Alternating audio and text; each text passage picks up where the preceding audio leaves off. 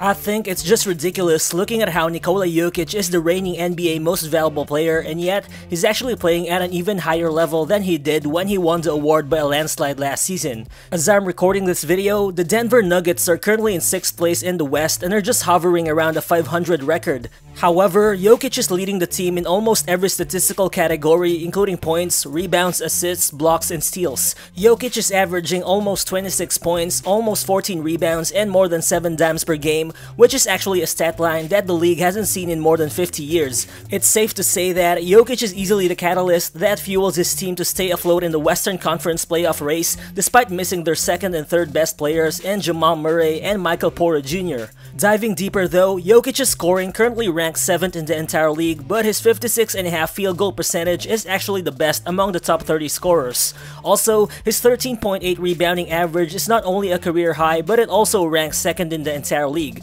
And lastly, his 7.2 assists per game average also ranks 11th in the NBA, with no other center ranking in the top 20 of that category. Further, I think analytics crowds are also very pleased with Jokic right now, as his current 32.7 player efficiency rating is not only the best in the entire NBA this season, but it's actually the best PER ever, as it even tops Wilt Chamberlain's 32.1 PER dating way back to the 1962 season.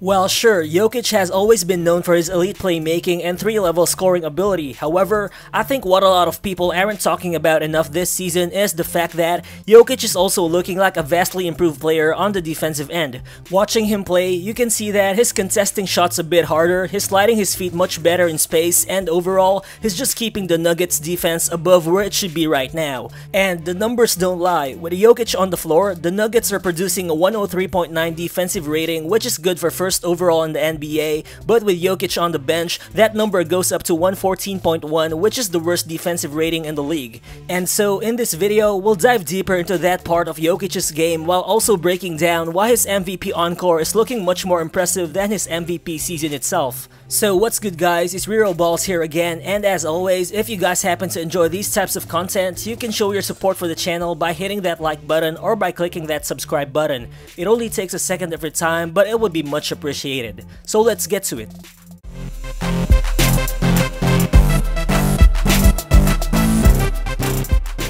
Everyone knows by now that Jokic is a tremendous offensive player, but still, the different kinds of ways he's dominating on that end still blows me away every single time I watch him.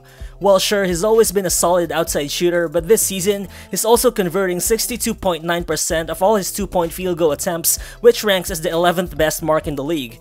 The most intriguing part about it though, I think, is that Jokic is putting up such high 2-point efficiency numbers despite not being the putback machine that he was last season, as Jokic is currently converting just 44.4% of all his shots after grabbing offensive rebounds, which is 20 percentage points down from his 64.4 putback mark last season. However, Jokic is able to offset such dip in putbacks by continuing to rely on his elite post-up game, as this season, Jokic is averaging 5 post-up points per game, which ranks 2nd in the entire league, only behind Joel Embiid, while his 53.8 post-up field goal percentage also ranks as the 3rd most efficient mark among the top 10 most frequent post-up scorers this year, only behind Anthony Davis and Robin Lopez. Overall, when you watch him, you can just see that Jokic's combination of elite footwork, brute strength, and soft touch makes him virtually unguardable when he's posting up. Just like here, watch how Jokic attacks Adebayo's defense by constantly backing him down, then as he enters the paint, he switches to his left-hand dribble to set up this insane 12-foot overhead fadeaway jumper. Then here, watch Jokic work Daniel Tice on the post. Again, he switches to his left-hand dribble to set up his move, he pivots once and lowers his shoulder before hitting the tough below-the-rim shot against contact. I mean, honestly, having this kind of scoring arsenal is just unfair to the rest of the league. Jokic is so dominant whenever he's near the basket, but then you look at how efficient he is from other areas on the court and you'll pretty much get the same results, as Jokic is also shooting 52.1% from the short mid-range area, which is within 8 to 16 feet of the basket, while also shooting 36.4% from 3-point range on a pretty decent 4.4 attempts per game. Basically, defenders just can't afford to give this guy even just a little bit of space, not only because he can make tough shots, but also because he can capitalize on defensive mistakes by tapping into his most elite skill, which is his passing ability.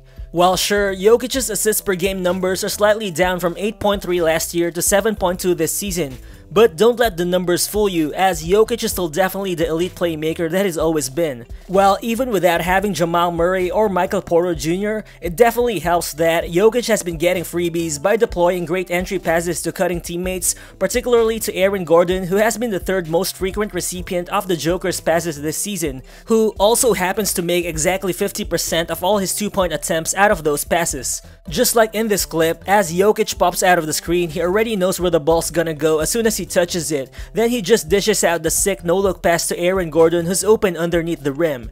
And here, it looks like Monte Morris is looking to dish out an entry pass to Jokic on the post, but then Jokic slips out of his man. This results in him being open as he directs the nice touch pass to the open Aaron Gordon, who makes the easy basket.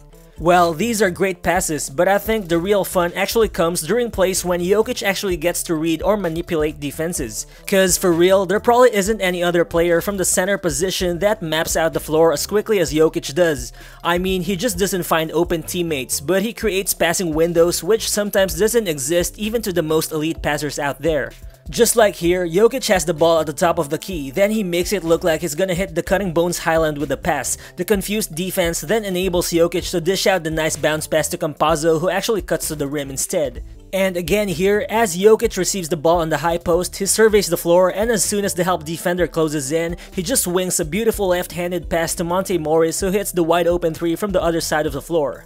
Well, I think a lot of people would agree that there's probably no other player right now who impacts the game by averaging a stat line of 25, 13, and 7 the way Jokic does. However, there's still that talk about how he falls short as a defender, but I think when you watch him this season, the eye test would tell you a whole different story. Well, Jokic definitely isn't gonna be a Rudy Gobert type of defender, and he also doesn't have the vertical pop to challenge above the rim shots. But I think what keeps Jokic effective on defense is the combination of his size, his quick and active hands, as well as a good understanding of how to position himself on that end of the floor. Just like here, you can see Jokic patrolling the paint, but as soon as Towns swings a pass, Jokic immediately closes out to the corner while also putting himself in a good position to eventually strip the ball away from Malik Beasley's hands. And here, watch how Jokic defends the quicker Darius Bazley one-on-one. Bazley tries to lose him, but Jokic does a good job of using his footwork and his wide body to throw Bazley off as he eventually blocks the guy's shot. And as proof of Jokic's defensive prowess, this season, among all centers, Jokic's 1.3 steals per game ranks as the best mark in the entire league, and his 2.5 deflections per game ranks second as well. But more importantly, I think this season, Jokic is also getting more comfortable as a team defender with how he moves as a drop big man in pick and roll coverages. While Jokic still definitely has his usual vertical limitations as a defender, but based on the eye test, you can just see that he's actually moving his feet much better in space this season while still having his usual on-court awareness. This in turn allows him to track both PNR ball handlers and roll man in a very effective way. Just like here, you can see how well Jokic positions himself between the ball handler and the roll man. Then, as soon as Butler tries to drop it off to Dedmon, Jokic has already closed the gap underneath the rim as he blocks the big man shot attempt. And here, watch how Jokic defends the pick and roll. Keldon Johnson attacks the soft drop coverage, but then watch how well Jokic slides his feet on the driving lane before eventually timing Johnson for the nice block. Overall, the numbers also back up Jokic's improved defense at the rim after defending an average of 6.8 attempts at the rim per game last season while allowing opponents to shoot 66.3% on those attempts. Jokic is currently defending a slightly higher number of 7.3 attempts at the rim per game while allowing opponents to shoot a much lower 64% on those shots. Well, that kind of rim defense from Jokic still isn't elite, but it definitely helps Denver keep their defense to a respectable level as we've mentioned earlier in the video.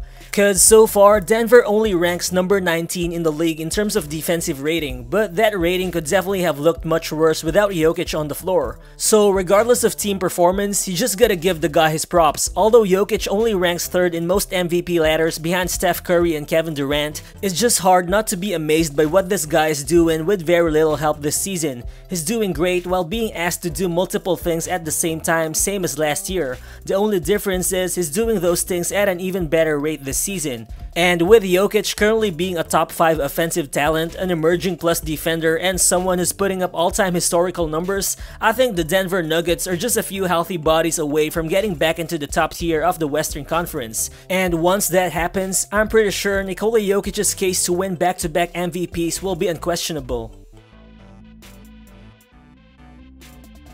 So what do you guys think are the chances that Jokic wins MVP again? Feel free to share your thoughts in the comment section below, and again, if you're new to the channel, please consider subscribing as well. Again, this is Rero Balls, and I'll see you on the next one. Peace.